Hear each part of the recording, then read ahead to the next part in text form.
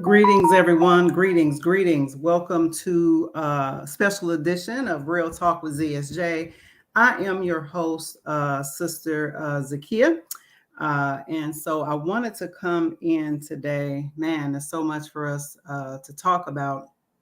But first things first, all of the housekeeping, as they say. Make sure you guys are hitting the like button.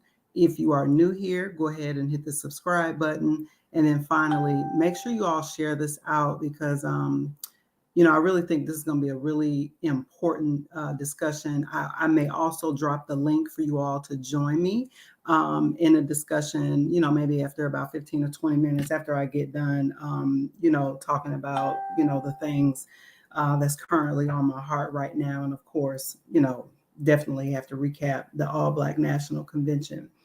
And so I see in the comments, several of y'all are here. Sister RM is in the building, the baddest moderator in Black YouTube. So thank you, sister. Really appreciate you and really appreciate everybody that's here thus far. So let me just go ahead on and get into this thing.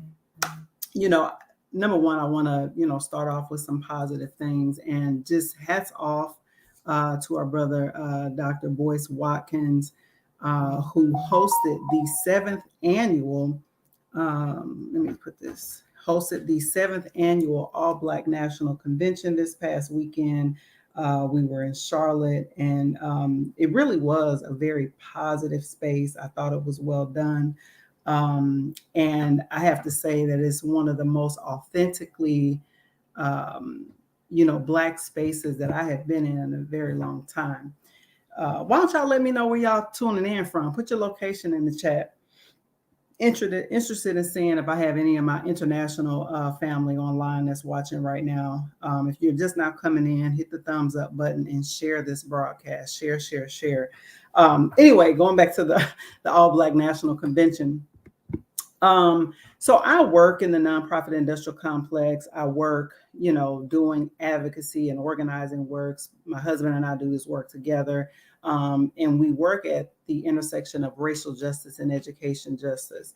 And so, of course, I've been to my share, of conferences throughout the years. And one of the things that I noticed in this particular line of work and in this space around advocacy and organizing is that it seems like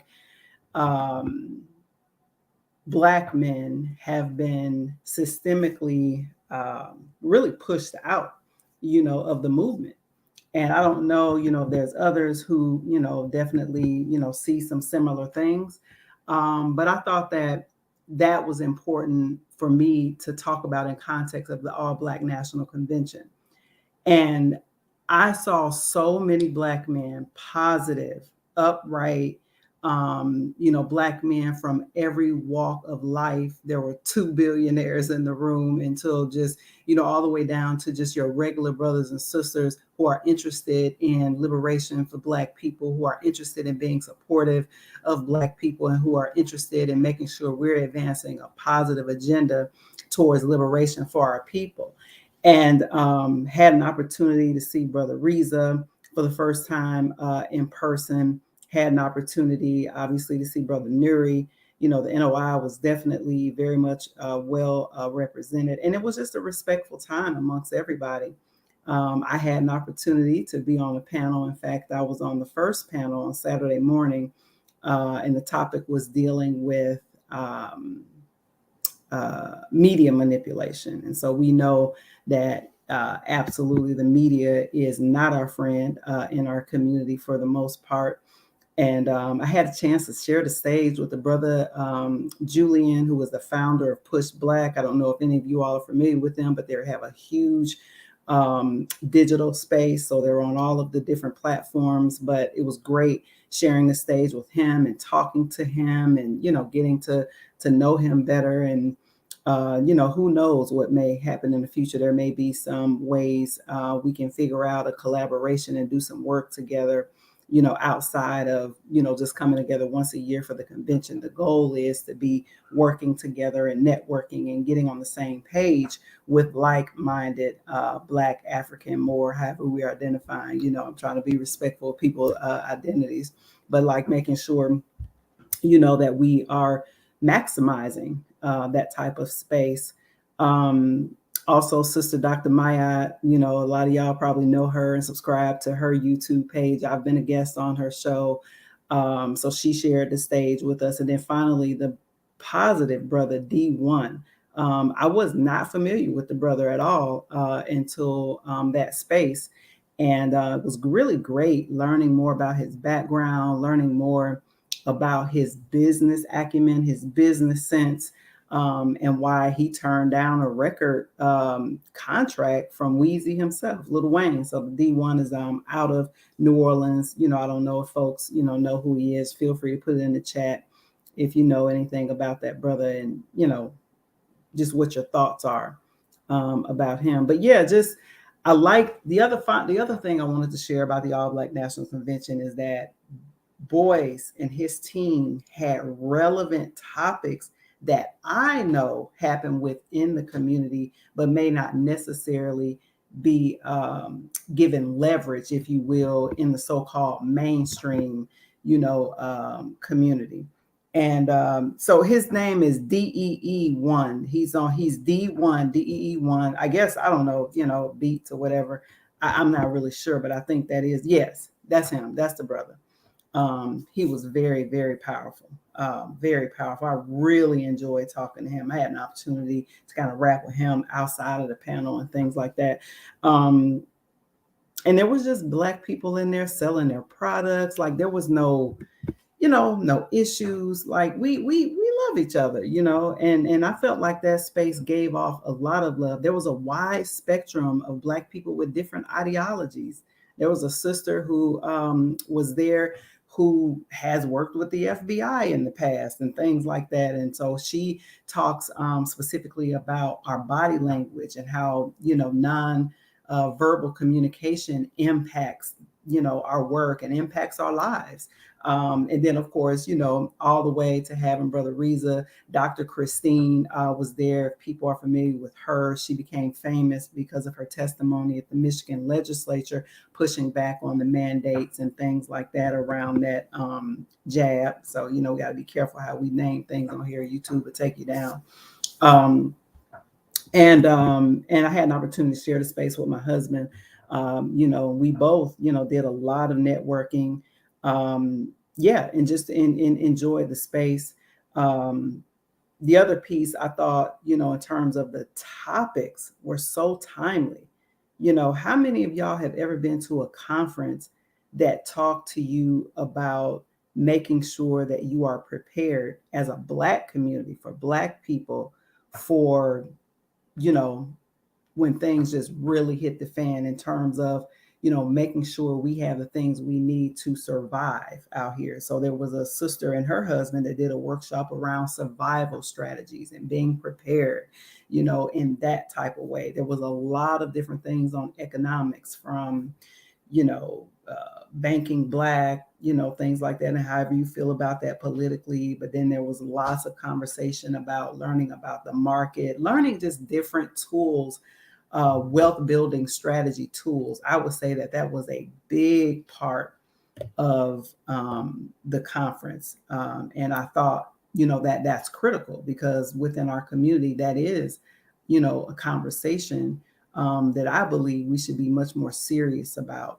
and looking at ways in which we can be, working together to, support each other, but also to make sure that we're working towards the ultimate goal of liberation and self-determination of Kuji Chakalia. Anybody that's watching right now, did any of you all attend the All Black National Convention this past weekend in Charlotte? Let me know in the comments. Had you heard about it? Are you familiar with it?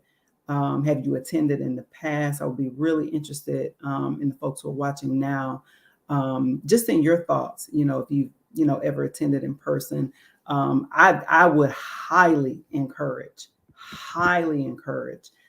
folks to attend next year. I know that they're still looking for a city and a space to host it. But definitely, I highly recommend it. And if you have a particular skill, if you have a particular, business, because that was the other thing, is that there was an entire ballroom full of vendors and Black-owned businesses where Black people, were so creative, just selling, their creations, to make money. And I just saw Black people working together. Anyway, I just thought it was such a positive experience. I wanted to come back, and just share it with you, because I think we forget sometimes, with all of this crap that's happening on social media, it can bring us down mentally because there's so much infighting, there's so much division. But when you with Black people in person, I'm not going to say none of it exists, but like it's like night and day, in terms of what you see and how people are getting their likes and building their YouTube channels by pushing dysfunction within the community, by pushing division, in the community, as distractions and things like that. So it was really good to get off of the social platforms and actually get with Black people and really strategize and plan in person. So that was, to me, the welcome in to the folks who are just tuning in. I'm just doing a quick recap of my experience at the All Black National Convention this past weekend that was held in Charlotte, North Carolina, hosted by the good brother, Dr. Boyce Watkins. And just, talking about the different, the spectrum, of Black folks from old to young. There was space for children. I would say the average age, quite honestly, was probably late 30s into the 40s or late 40s. I would say that was, I don't know, my husband's watching, but he may have a different observation. But yeah, I would definitely encourage you all to make sure, that you all attend next year. So, any questions about that, please put them in the chat. Any ideas for what you think should be on the agenda for the All Black National Convention next year? I would just love to hear you all's thoughts, and I'd be happy, to share what you guys share here with Dr. Boyce and his team. Now, whew, y'all, as many of y'all know, this has been a very somber day for people. And I'll say it's definitely been somber for me because y'all know what we do when we get up in the morning. Even before we brush our teeth, folks checking their phone. And I was really saddened. Obviously, to first thing I see on Facebook is RIP Takeoff. And I'm like, this not, this can't be, what I mean? Not, I don't know why that was my reaction, but that was my reaction. And I'm just like, so I, of course, looked into it. And, our brother lost his life, as, many of you all probably know now. But what really stood out to me is that it seems like 2022, for some reason, this particular year has been very, it's just been really a rough year to be a Black man in the hip hop industry. And, I think that, for us, I think it's time for us to get serious about what we're consuming. In fact, that was one of the points that I made on the panel. And D1, he got up and clapped. Like that brother was just like, yes, what the sister is saying. And sorry, I'm just trying to, but we have to change our appetites in terms of what we allow ourselves to listen to, especially our children, what we are consuming and pushing. I just think that is really critically important that we completely, in my opinion, dismantle the current form of so-called hip hop music that literally preaches death and destruction and just hedonistic behavior and just everything that is negative, right? Coming out of a lot of the, I would say, let me be clear, the mainstream sort of hip hop Thank you, Brother Wisdom Bars, for for the support. And yes, everybody, the super chat is open. Feel free to leave some love for a sister. I appreciate you all. But yeah, I mean, that broke my heart. And I'm just like, I'm thinking back to the conversations around, the early 90s for those of y'all who, were born then. 'Cause I know I got some young people on here, but in the 90s where, see Dolores Tucker, Dorothy Height, lots of respected, revered Black women, Black elders, and, and rest their souls because both of them have passed on. But we really have not we have not had a serious enough, in my opinion, um, organizing and pushing back on what we allow people to market to our children and to our community. Now, I believe that the artists also have some responsibility as well. They have agency. They should not be participating in the destruction of their own community in the name of a dollar, in the name of money. I believe we need to go back to the roots of hip hop, which, as you all know, I hope, that was very conscious, very positive, in terms of actually being a political education tool for young people who may not, even known um, about hip hop, during that time. And so, because we're creative people. I believe we created just about any popular or every popular genre of music in this country. Black folks have had their hand in, from rock and roll to everything. Um, so for me, especially, right, as a parent, I have a 15-year-old son, and obviously he's growing up in a household that is very, very much Afrocentric, African centered. He's received, African centered education, from us, my husband and I. In fact, he attends an African centered private school right now. And but he's a regular, normal 15-year-old Black boy who has access to, YouTube and, Apple Music and all of this. And I was sharing with the audience there that I was surprised to learn that my son's favorite rapper was in D1. I always have a brain fart trying to remember this young rapper's name, but D1 called it out. He knew exactly what I was talking about. Is it Young Blood, Young who y'all know who I'm talking about? Who was the rapper that all these kids just love? Um, Hi, Karen. It was so good to see you too, sis. I'm still reading that book. Thank you for my book. What's the brother's name? Yeah, no, not the young ah I always have a brain fart, but he's a really popular rapper right now, but none of his music is positive. You know what I mean? In fact, I believe he talks about homicide, even suicide, all types of stuff. If y'all know the rapper that I'm talking about, Young Boy, that's his name. Young, is that it? Young Boy. Let me know if I'm right, y'all. But so when he told my son told me that, I'm like, I ain't never heard of this kid. Let me get back on here and just Google this and see, just what this young boy, what is it? What does he call himself? Young blood, young boy, whatever. I couldn't even get through listening to it. I could not get through this. No, not Young Thug. It was Young Boy. NBA. That's right. NBA Young Boy. Is that right? Listen, I got some. Everybody must be 40 and up watching me right now because y'all supposed to be knowing about these rappers.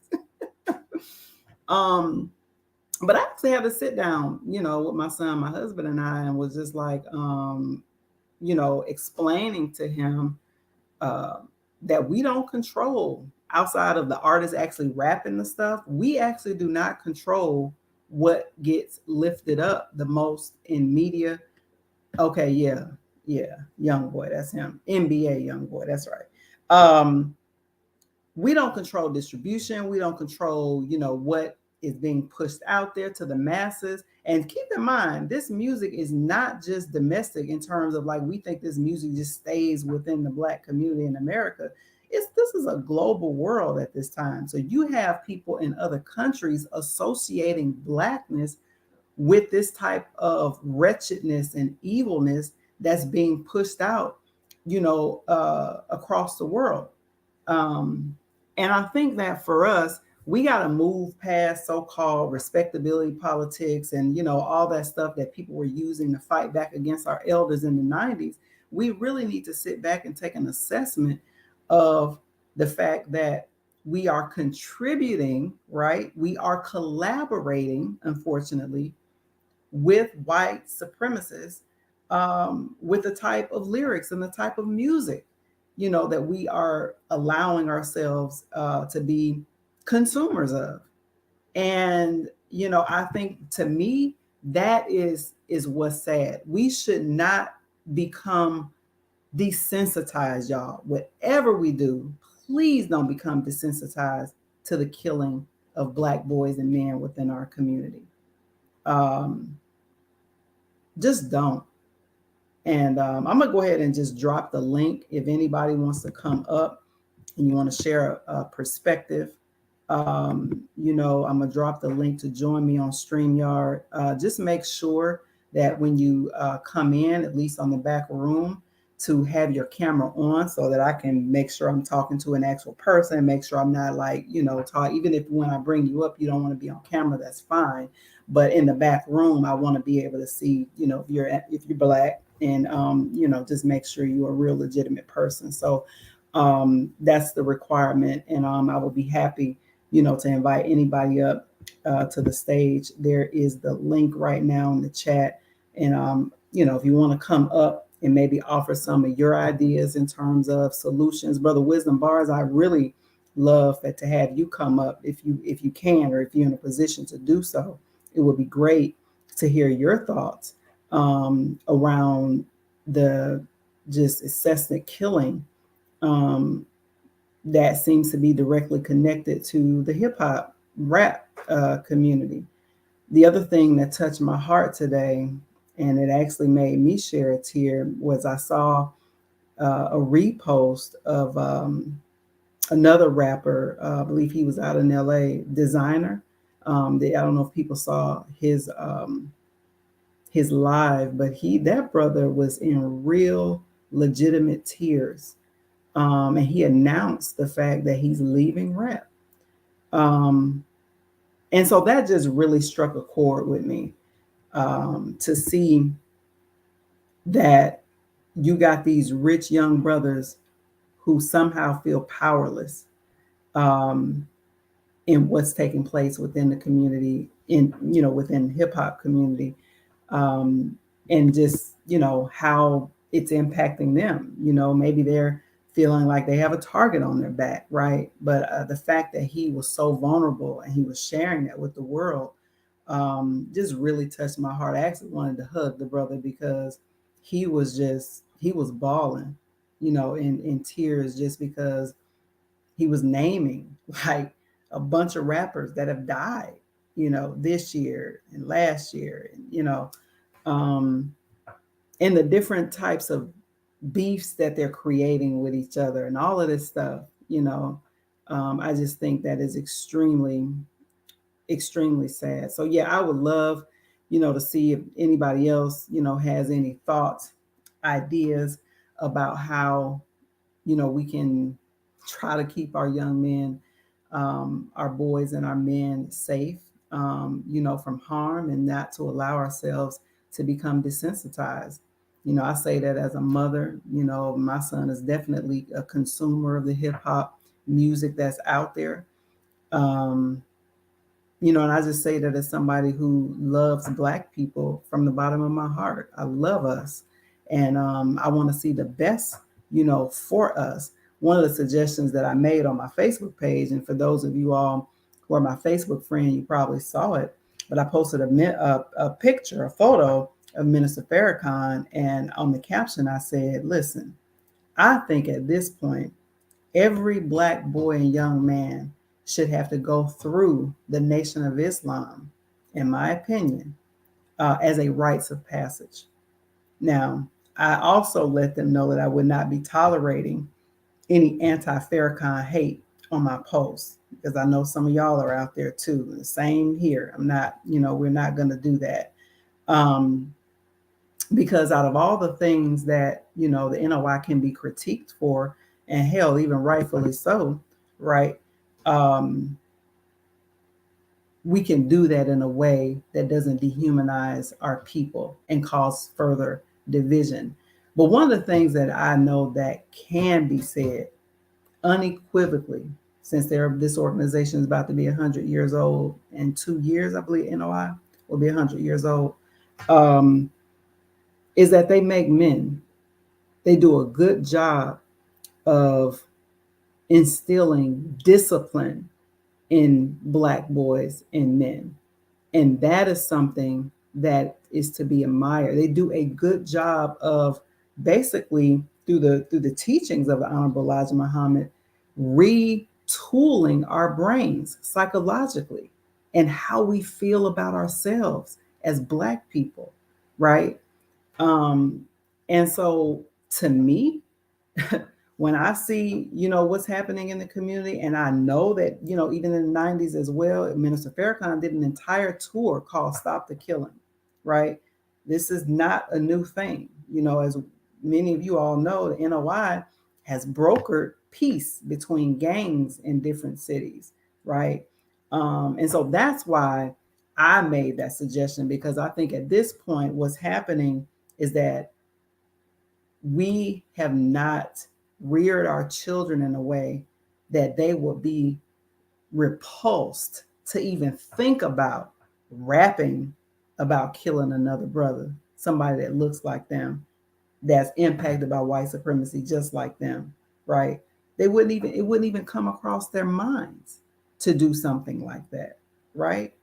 And so that was my idea in terms of, okay, something has to happen. And I remember in the 90s, Minister Farrakhan was able to even get some rappers at that time to change the types of things that they was putting out to the community. Do folks remember Khalid Muhammad? You know what I mean? And when Khalid, he was over the LA Mosque for a little while, he was very much known in being in retooling the thinking of a lot of the young brothers out there who were participating in this type of violence, and and things like that. And Brother James Mayat says we should have a convention 3 times a year. I would support it financially. Well, I think the 1 time a year is good, because in between time we need to be working. Family, let's come on, y'all. We need to be working. I listen.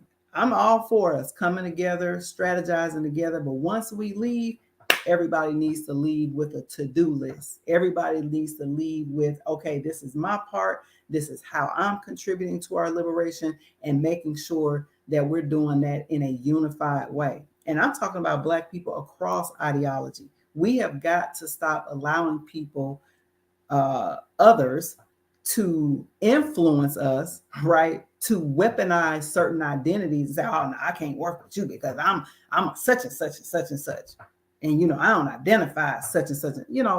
Who is that really helping? We down bad, y'all. We down bad right now. The killing in our community, and I believe last night somebody pointed out the fact that in Chicago there was 14 people shot. I believe it was at a funeral. you know Yes, Sister Karen, absolutely. We definitely, I think all Black boys and men need a rites of passage for them to be able to understand and navigate this world. It's our fault that we have not prepared our children. I think that it is our fault that we have not taken the reins to protect our children and to encourage our children not to participate in this type of behavior. It starts with a knowledge of self, a love, a deep love for. Imagine the type of forgiveness and things that we do to other people that harm us outside of our community. Imagine if we applied that to ourselves within the community. Just imagine. I think it can be done. I think we could do it. I think we don't have a choice at this point. We cannot be okay with continuing to watch the destruction of our young people. 28 years old. That young brother was 28 years old, did not even make it to 30. We can't normalize that, family. We cannot. We cannot normalize that. It should not be tolerated from us. So I think that we need to hold within the community, right? We need to hold the rappers accountable for the things that they're putting on these, in this atmosphere. But obviously, right, this is some of the things that Yi was pointing out. We also need to be holding the industry and the people who control distribution, the people who own the platforms that this stuff goes out on, right? Like we need to be holding the powers that be accountable because they would never allow that type of destruction to be marketed to their community. Think about that. To their children. Don't our children, if we're people that can't protect our children, to me, we ain't fit to live. Right? Like we cannot continue to allow our children to be sacrificial lambs while other people are literally becoming rich hand over fist because of our destruction and our deaths. Listen, y'all, I am highly bothered by this. And listen, don't be scared, y'all. The link in the chat. I'm willing to invite y'all up. Let's have this conversation. Let's strategize and come up with some ideas. Now, I don't think we should put all of our plans out of this program, right? Like we don't, because everybody can watch this. So like we don't want to, put everything out there. That's just not clearly just not a good idea and not a good strategy. But yeah, I didn't want to be on here long. This is a live. This is not something that I had pre-planned or anything like that. But I just wanted to come and talk to, my YouTube family and just talk amongst ourselves, about how we need to be shifting the culture. We absolutely need a cultural revolution. And I remember people who would make fun of so-called cultural nationalists. Oh, dashiki wearing such and such and all this. People make fun. But like that type of cultural unity that at that time that was very strong in certain places like LA, it was really pushed by the US organization and things like that. People wanted to dismiss it. But we know that culture is extremely important because it governs how we are as a community. It literally governs our interactions. So for people to make jokes and laugh about that, no, like we do need to be retooling and reframing how we see each other, how we treat each other, right? I can just imagine like our elders and ancestors now, Dr. Amos Wilson, Sister Dr. Sharshi McIntyre. Many of y'all probably haven't heard of her, but she wrote a book. She was talking about the prison industrial complex before Michelle Alexander. Michelle Alexander blew up, from her book, but Sharshi McIntyre had been talking about that in the 70s and 80s. She had mapped out the entire plan for what was going to happen, So I can just imagine Dr. Francis Cress Welsing, John Henry Clark, Dr. Yusuf Ben Yakinen, like so many of our greats have to be turning over in their graves right now at the fact that we as a community have allowed ourselves, right, to deteriorate at such a point where it's sad, y'all. Like it is hurtful, right? But I do think that it's up to us, right, to begin to make these changes. We have to for our next generation. We cannot continue to allow our children just to be thrown to the wolves without protection, family. So anyway, Nobody was biting on coming up and joining me. It's all good. It's all good. Maybe next time, I'll actually create a panel.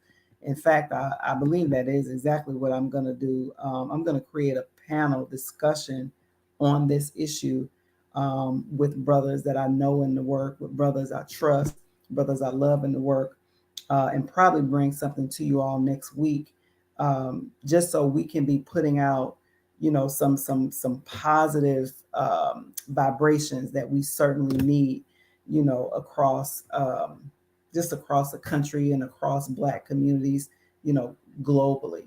um, we need to have some real conversation. We also need to be talking about the root of a lot of the dysfunction, that's currently, happening within our community. So family, like I said, didn't want to stay long. This is a live. This is not something, like I said, I had pre-planned and, all of that. I just wanted to come live because my spirit, has just been, really saddened, by a lot of the things that I'm seeing, that's happening within the community.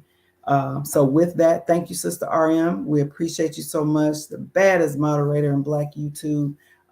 So yeah, everybody, stay tuned for information about the panel that I will create for next week to have a conversation, about how we can be and should be pushing back on the recording industry, the entertainment business, and the type of images and the type of music that they're promoting in our community. We need to be getting serious, extremely serious about this so that we can stop the killing, stop the murdering, the senseless murdering of our Black boys and men. So yes, if you all want to send me a request, thank you, RM.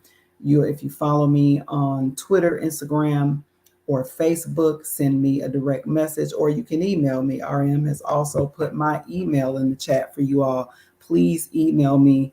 Any ideas, any thoughts that you maybe not want to share publicly, but email me those, and let's build, family. Let's get to work. Uh-oh. Let's get to work. Let's build, family.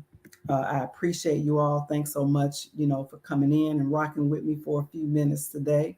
And finally, I want to say, if you're new here, go ahead and hit the subscribe button. Go ahead and make sure you hit the thumbs up button, and make sure you all share this out, in your networks.